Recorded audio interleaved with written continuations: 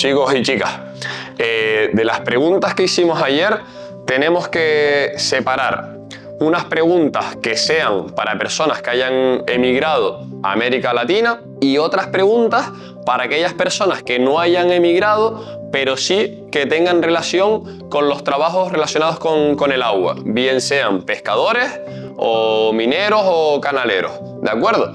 Y ya también tendremos cómo mezclar las preguntas, porque al igual una persona emigró porque se quedó sin trabajo de canalero.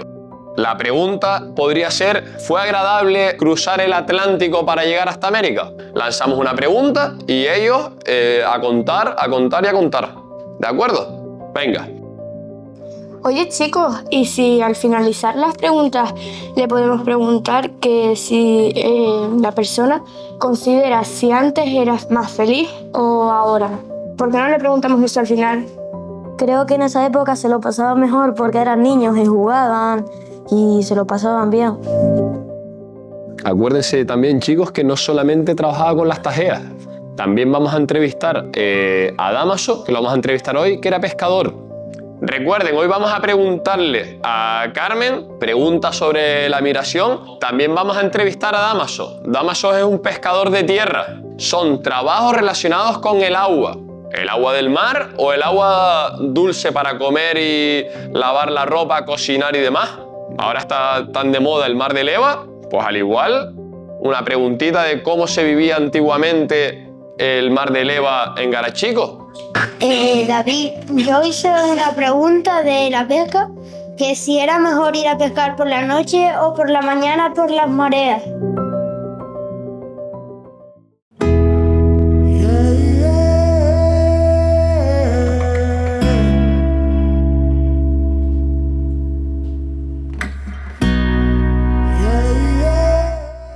La emigración solo partía a Venezuela, por la lengua o porque no era más fácil, no sé antiguamente por qué la gente emigraba a Venezuela. Creo que era por la lengua, como era hispana, que era más fácil ir a Venezuela, porque Venezuela antiguamente era muy rica. Y el clima de Venezuela, que es muy bueno, tierras que tiene, minas, o sea, la gente emigraba buscando el bienestar.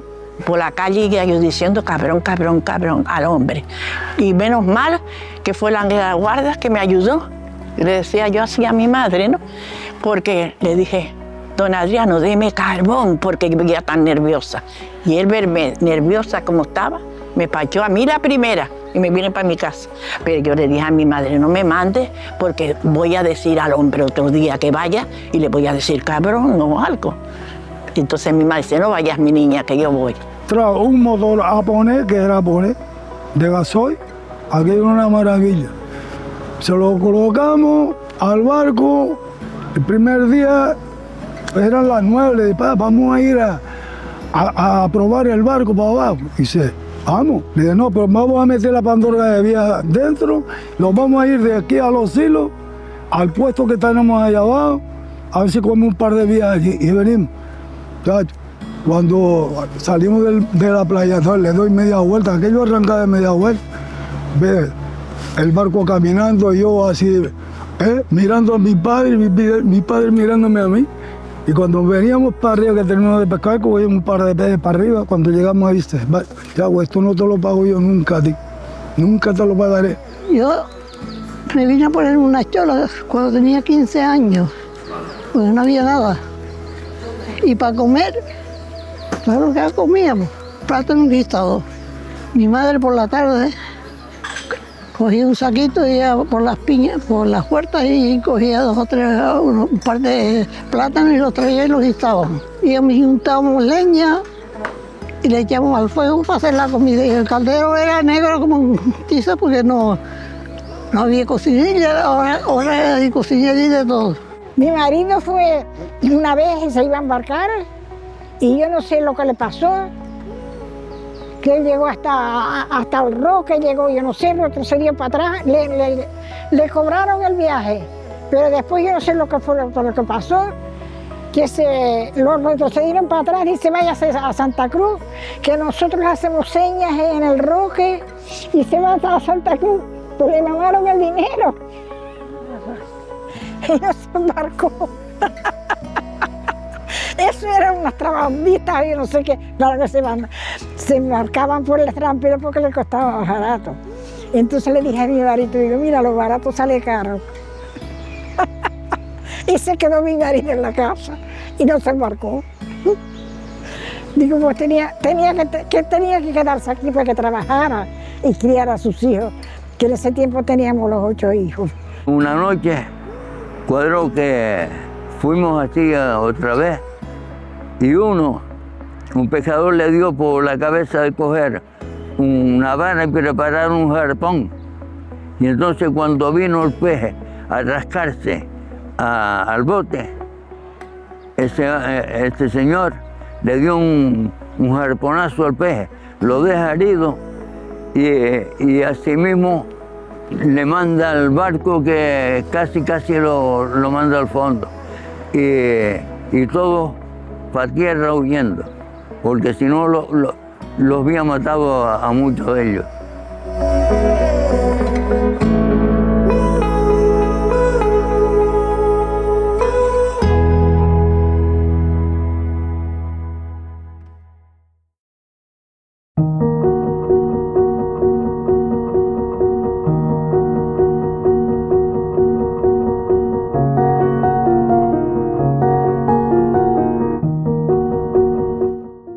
Después de la guerra la vivimos mal, porque claro, las fábricas todas se fueron a pique en España y lo que venía era desde el extranjero. Mi padre, porque era trabajador de platanera, y entonces, quieras o no, siempre el plátano se cultivaba y siempre se traía para la casa, el millo, la papa, muchas cosas se plantaban en las plataneras, en las orillas. Hambre, pues no pasamos, pero tampoco había mucha abundancia, o sea, tenías que acostumbrarte a lo que había.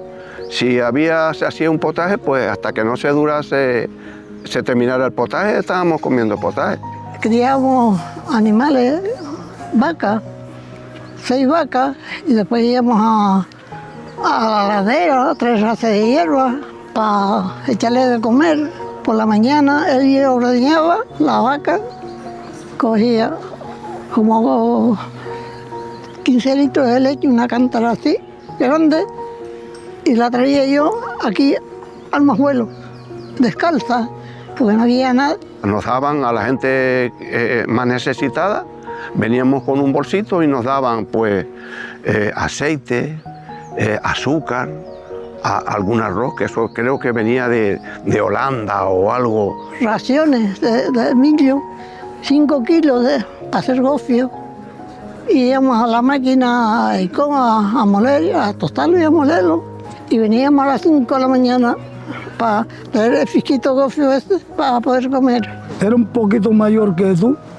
Cuando empecé a cargar, primero rolo, trozo de rolo, bellota, para unos animales que tenía mi abuela. Y me crié con mi abuela allá arriba en el Roque Manta. Y la primera vez que fui a ganar 4 duros fue empichando la carretera de San Antonio para abajo.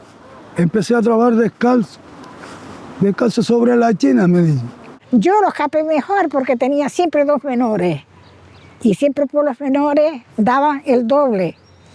Si por los grandes daban medio kilo de azúcar, pues a mí me daban 1 kilo. Y yo siempre tenía pues entonces 2 kilos. Porque como siempre tenía 2 por los menores los salvo de la nada. Me acuerdo venir a buscar la leche en polvo, venías con unas latitas y te llenabas de leche en polvo. Hombre, yo en la escuela, en los recreos, no es como los niños ahora que llevan su media mañana y tal. Antes traíamos siempre un frasquito, una taza o un vaso y nos daban en el descanso, los llenábamos de agua, el vaso lo llenábamos de agua, veníamos aquí, nos daban la leche en polvo, lo disolvíamos en eso y ese era el desayuno. Lo pasaban mal, porque después de la guerra es que no venía nada de España, todo lo que venía era de la extranjera y costaba caro. Llevabas una libretita, sacabas esto y a final de mes cuando trabajabas, cobrabas porque se pagaba o semanal o mensual, venías y le pagabas a la venta y ibas con cada uno con su libretita. Eso sí me acuerdo yo de ir que mi madre tenía en las ventas de Garachico. teníamos unas ventas destinadas, o sea, los del volcán compraban en el volcán, los del muelle comprábamos en el muelle y los de por aquí comprábamos, cada uno iba a los filigreses que tenían cada uno, ahí iba a comprar a cada uno. Había unos 2 o 3 vecinos habían donde nosotros vivíamos. Entonces, si les hacía falta algo, pero los pedíamos en prestado. Mira, fulana, préstame esto que me faltó. Los prestamos y después se los devolvíamos. Yo siempre he comprado en el muelle a casa de Doña Aniana o en Manuel Palmero, a casa Martina y a casa de José Bravo. Después habían más metas, pero habían 3 ventas en el muelle y ahí es donde teníamos crédito nosotros que podíamos ir con la cartilla. Si el vecino del lado no tenía gofio, venía a mi madre, Hortensia, ¿usted me puede dar una tacita de gofio? Dice, sí, se la daba. Dice, cuando yo vaya ahora que van a eso, te la doy. De una a otra, allí había unos 10 vecinos, porque eran medianeros de la marqueta. Y cada uno pasaba lo mismo que nosotros.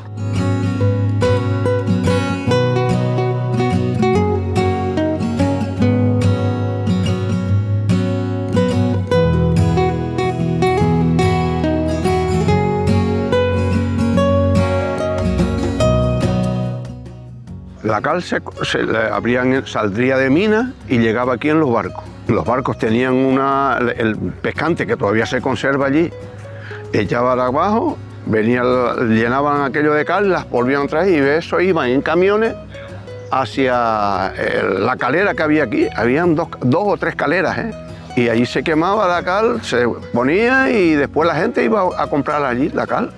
Por acá del muelle había un horno. Y había una que llevaban la cal allí y entonces, yo no sé, el horno, las metían dentro del horno y ahí se hacía la cal. Se juntaba la cal con un barro y esas hacían las paredes, que era como cemento ahora, antiguamente. Ya yo cuando nací, yo soy del 49, y pues ya empezó a haber un poco de cemento que las mezclaban ya con el barro y la cal para construir, pero las construcciones antiguamente eran de cal, barro y algún cemento que podía, si no arena. Y la cal era para fabricar para las casas y la cal se usaba para muchas cosas.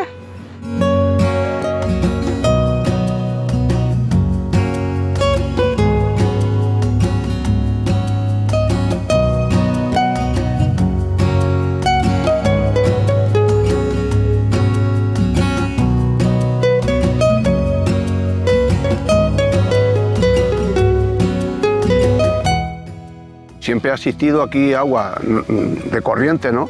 Pero para tomar habían unos fuentes que iban con unos porrones y con unas tallas y se llenaban, las traían en cubos o en cántaras. En el chorro del molino, ¿sí? Que donde estaba la Cruz Roja, por encima, le decía el molino y había un chorro, un chorro de agua que se cogía ahí, ¿sí?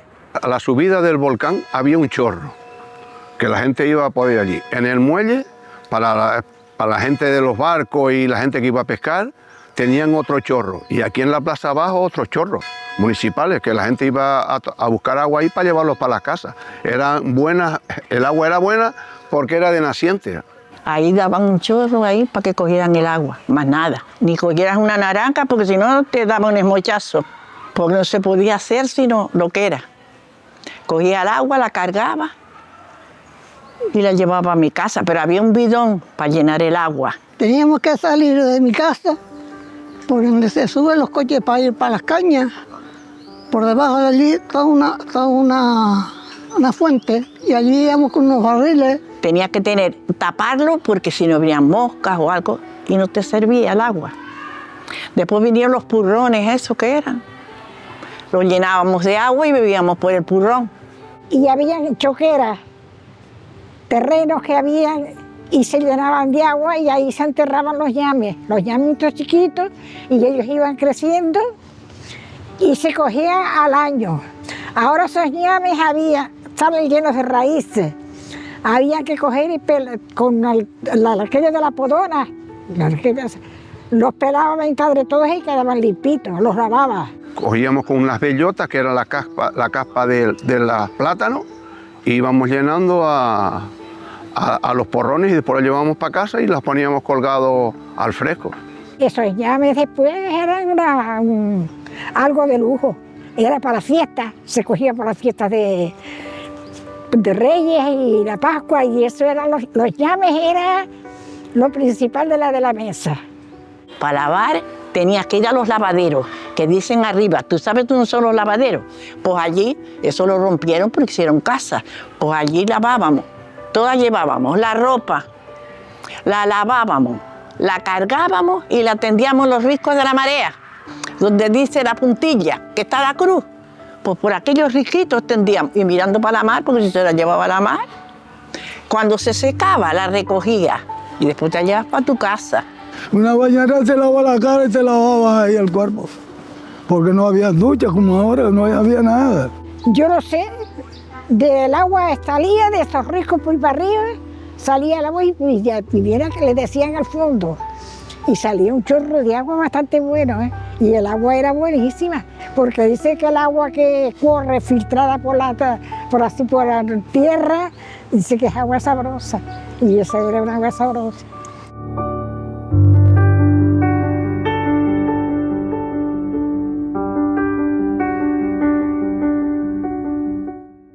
Se emigraba porque buscando la mejoría, o sea, Carachico solo tenía la pesca y las plataneras, o sea, le han empaquetado, y entonces querías mejorar y tenías que emigrar buscando la mejoría para ti y para toda tu familia. Por buscar el bien de su vida y de los hijos. Mi abuelo se fue a Venezuela en busca de un porvenir. Porque no había trabajo, en ese tiempo no había trabajo. Y entonces mi madre tuvo que coger una cestita en la cabeza e irse de aquí a la culata a vender cositas como azafrán, cositas de esas menudas así, para poder hacer el dinero para mandárselo a mi padre para que viniera para acá. Y para mantenerse ella y 3 hijos que tenía. Mi familia emigró todo. Los hermanos de mi padre se fueron para Venezuela, se fue Manuel y se fue mi tío José. Se quedó mi padre Adriano, mi tío Arturo y Adolfo. O sea, mi familia emigraron, de los 5 hermanos emigraron 3. Tenía unos 3 tíos que se fueron para Venezuela porque aquí estaba mal la cosa. Cuando ellos llegaron allí empezaron de cero a buscar trabajos. Lo primero era llegar a Venezuela, coger un puestito y poner un puestito cerca de allí y empezar a vender. Hasta que después ibas cogiendo conocimiento y ya buscabas un trabajo y ya te fuiste estableciendo allí y ya llamaste a otro familiar para que hiciera lo mismo. Era una cadena. Mira, ven para acá que aquí se está bien y se gana dinero. Venezuela antes, el bolívar era muy poderoso ante la peseta y por eso la gente emigraba. Eso fue una vida muy aperreada, ¿eh? Eso se pasó muy mal. El que la pasó sabe cómo se pasó. Pero yo no creo que llegáramos a eso otra vez. Y si se embarcan, pues ya hoy se embarcan y lo pasan bien. Pero en aquel tiempo no. Cuando yo empecé a ir a la mar, tenía como de 11 a 12 años. Fui con mi padre para descanse y íbamos siempre a los abades. A veces íbamos a las viejas, a los meros, y estábamos 2 y 3 meses una cosa y la otra. A veces cogíamos y íbamos a las morenas con tambores y así empezábamos, cogíamos el pescado con pandorga y con nailo al anzuelo. Antes el pescador iba de anzuelo, solo de anzuelo, con un nylon de 200, 300 metros, ibas de mano a pescar de honilla. Ahora ya es con la caña, tira y con la caña. Antes solo era con el dedo y el plomo y los anzuelos y el nylon para el fondo. Íbamos a pescar a 80, 90 metros, hasta 100, y se cogía lo que había, no podíamos coger mucho, porque tenías que coger, lo mínimo era 4 kilos. Llenábamos los charcos coger sal y después a los 2 o 3 días íbamos y cogíamos un montón de sal y de eso no comprábamos nada de sal. La ponía mi madre al sol para que se secara y de esto tenía para comer. Hoy el pescador que actualmente vive de la pesca no usa anzuelos de pescar, solo es trasmayo, que echan, el trasmayo es como una especie de red de 200 o 300 metros, que los echan con sus plomos, eso los echan ahí, y tiene 3 paños, uno mayor, otro más chico, de grueso, y el pescado pasa y se queda ahí trasmayado. Después hay otra forma, la nasa. La nasa es un círculo que va también de hierro, con una boca al centro, que el pescado entra, pero ya no puede salir porque el pescado nunca nada así.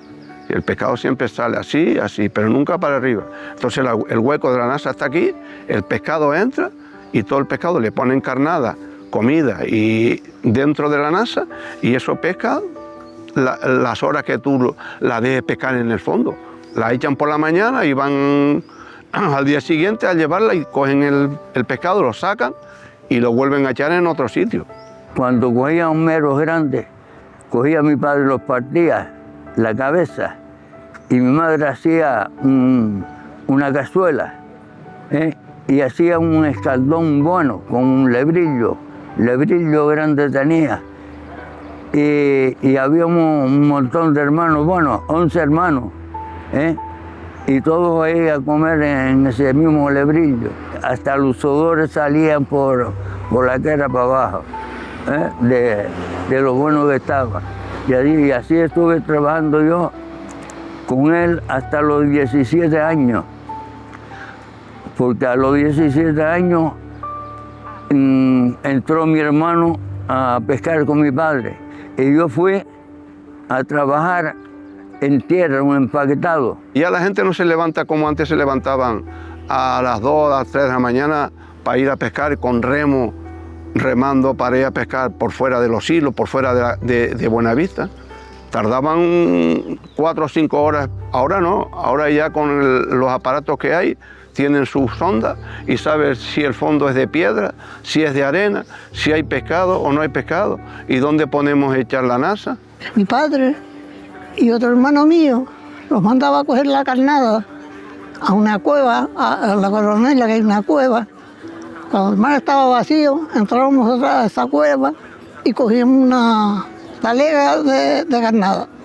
Y después, todas las tardes iba a pescar y traía una cesta de estas que era grande, así volada, llena de pescado. Y de eso comíamos, lo arriaba con sal, lo ponía al sol para que se pusiera bueno. Íbamos a una cañavera, cortábamos la caña que estaba ya más o menos seca, la limpiábamos un poco, le poníamos en la punta ya un nylon con unos anzuelos y sus plomos y íbamos a pescar de orilla. Después ya cada vez fue evolucionando más, ¿no? Los de pesca pues usaban ya como una especie de red, que le decíamos las pandorgas de ellos, iban a pescar a las viejas, a las bogas, a las fulas, todo eso era de pandorga. Las viejas mismas salíamos a venderlas por las calles, porque no había muchos bares, si había un bar o 2 no habían más. Teníamos que venderla al público. Y nosotros, primero que nada, teníamos una carretilla. En la carretilla poníamos el pescado, la llevábamos en la carretilla y tocando en las casas, tum, tum, hasta que vendiéramos todo el pescado. Ellos traían el pescadito y tenías que buscar un hombre para que te subiera el bote para arriba. Entonces lo ibas subiendo, la gente que te ayudaba.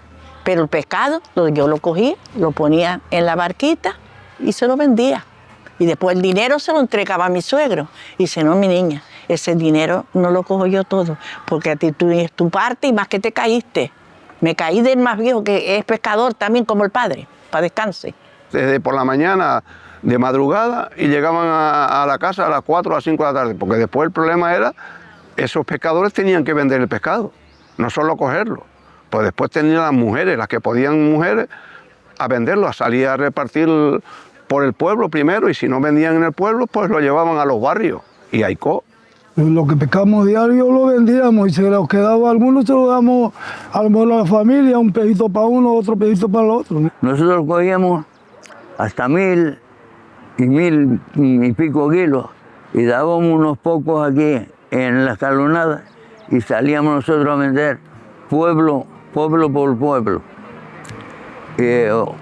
Empezamos por Buenavista y después terminamos por Los Tilos o aquí en Garachico, un día en un lado, un día en otro y tal.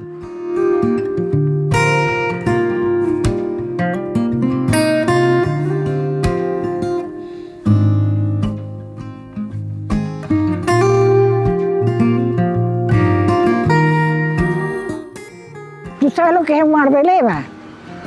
El mar malo, ¿no? Las olas que te vienen de lejos, y eso se viene, esa era el mar de leva era ese. El mar revuelto todo, se revolvía. Era muy fuerte. Haz de cuenta que ahora mismo no hay, antes no había esa protección que han puesto ahora desde el Caletón para allá. Pues vino unas mares y entonces cogió el barco, el bote, y le dio vuelta en redondo, unas 3 o 4 vueltas. A mí me dejó de boca abajo y a mi hermano lo lanzó por otro lado. Y entraba y llegaba hasta los barcos, los ponían por fuera de casa, por fuera de mi casa, ponían todos los barcos huyendo del mar. O sea que el mar antes llegaba hasta la puerta de mi casa. Mar de Leva, tenía un recuerdo cuando se llevó el chico este de aquí, que fue la Mar de Leva casi una de las más fuertes, que se llevó al chico y a un señor que era peninsular, que estaba viviendo aquí, que se lo llevó la mar. Estaban juntos y el agua tuvo más fuerza del agua que él, y por esto se ahogó. El señor este llegó hasta Teno. El llenita apareció él y el chico, el carnet, hay una playita aquí detrás, apareció el carnet del chico, pero el chico no se vio más.